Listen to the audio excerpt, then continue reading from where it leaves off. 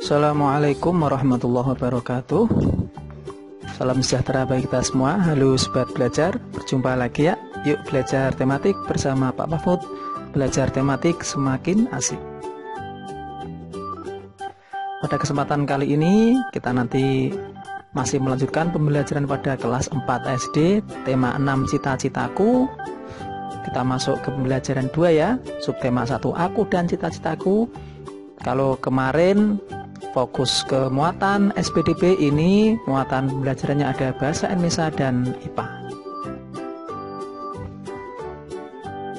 Nah, pembelajaran 2 ini kalian bisa lihat fokus pembelajarannya kita nanti ada bahasa Indonesia dan ilmu pengetahuan alam. Selanjutnya untuk tujuan pembelajarannya nanti sobat belajar bisa menyimak sendiri pada layar ya. Apa saja tujuan pembelajaran yang akan kita capai pada video pembelajaran kali ini. Nah, sobat belajar, langsung saja kita mulai ya. Tempo lagu digunakan untuk membantu penyanyi dalam menyanyikan sebuah lagu. Tempo lagu juga digunakan pemusik untuk mengiringi lagu tersebut. Salah satu alat musik yang digunakan untuk mengiringi musik adalah biola. Adakah di antaramu yang ingin menjadi pemain biola? Nah, sobat belajar, mari kita membaca ya. Simaklah puisi berikut ini yang berjudul Cita-citaku, ciptaan dari Angelika.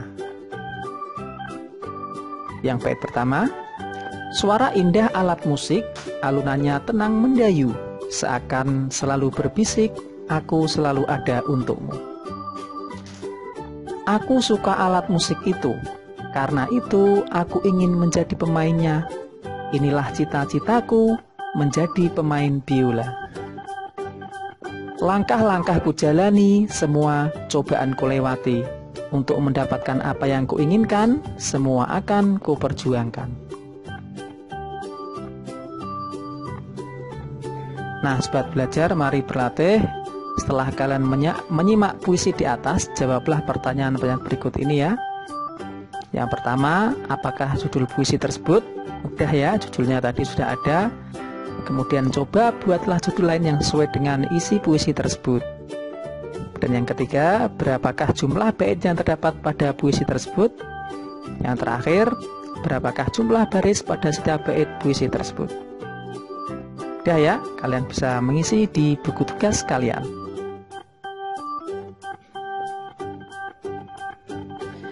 Ayo kita mengamati sobat belajar.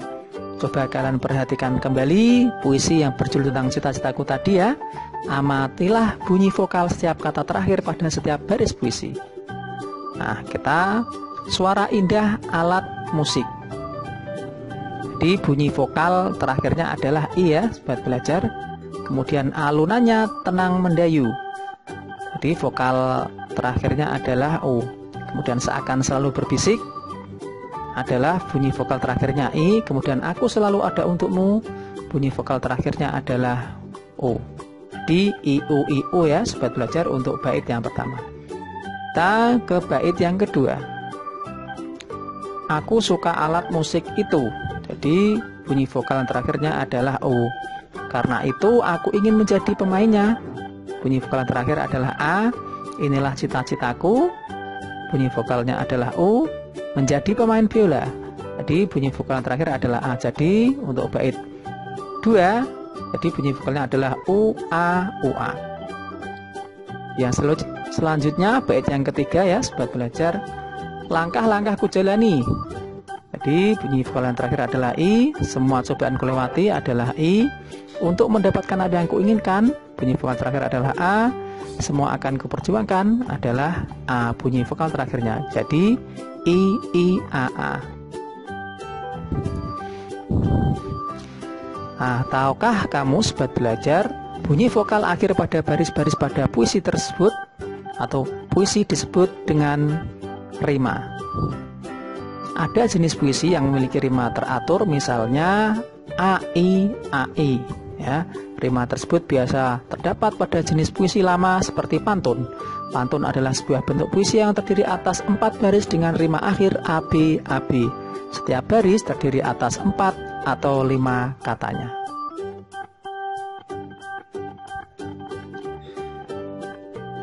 Menarik sekali puisi itu ya, berbeda dengan karangan yang biasa kita buat.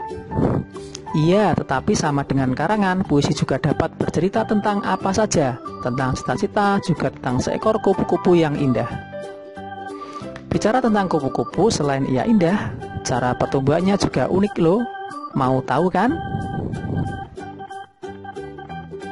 Ayo mengamati lagi sobat belajar, amati gambar di bawah ini ya.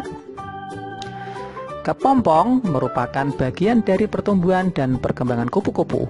Di dalam kepompong itu, ulat akan berubah menjadi kupu-kupu. Proses pertumbuhan dan perkembangan makhluk hidup mulai dari lahir atau menetas hingga dewasa disebut dengan daur hidup.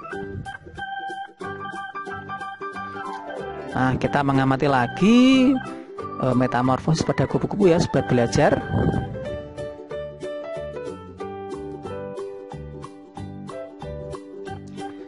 Nah, kupu-kupu dimulai dari bertelur, kemudian telur akan menetas mengeluarkan larva atau ulat, kemudian larva akan berubah menjadi kepompong dan kepompong akan menetas menjadi kupu-kupu. Nah, selanjutnya kita akan melihat metamorfosis pada belalang ya, sobat belajar. Belalang dewasa siap bertelur, kemudian menjadi nimfa yang tidak bersayap atau nimfa muda, kemudian menjadi nimfa dewasa atau bersayap atau belalang dewasa. Ayo berdiskusi. Mari berdiskusi sobat belajar, perhatikan kedua daur hidup kupu-kupu dan belalang ya. Berdiskusikanlah perbedaan daur hidup kupu-kupu dan daur hidup hewan. Buatlah kesimpulan hasil diskusimu. Nah, perbedaan daur hidup kupu-kupu dan belalang itu bagaimana sobat belajar? Nah, kalau kupu-kupu tadi daur hidupnya melalui tahapan pupa atau kepompong ya. Kalau belalang tidak melalui tahapan pupa atau kepompong. Daur hidup kupu-kupu mengalami perubahan di setiap tahap tumbuh kembangnya, sedangkan tidak semua tahap tumbuh kembang belalang mengalami perubahan. Kupu-kupu mengalami metamorfosis sempurna, sedangkan belalang mengalami metamorfosis tidak sempurna. Perhatikan di bawah ini, metamorfosis sempurna itu tahap-tahapannya adalah telur ya sobat belajar, kemudian menjadi larva, kemudian setelah larva menjadi pupa atau kepompong, yang terakhir akan menjadi dewasa. Sedangkan metamorfosis tidak sempurna, tahapannya adalah yang pertama telur, kemudian nimfa muda, kemudian menjadi dewasa. Nah, kita sudah sampai di akhir pelajaran ya sobat belajar. Mari kita simpulkan apa saja yang telah kita pelajari hari ini ya. Nah, tadi kita belajar tentang bunyi vokal akhir pada baris-baris pada puisi disebut rima. Kemudian metamorfosis adalah suatu proses perubahan bentuk hewan secara bertahap setelah kelahiran ataupun penetasan sampai dewasa.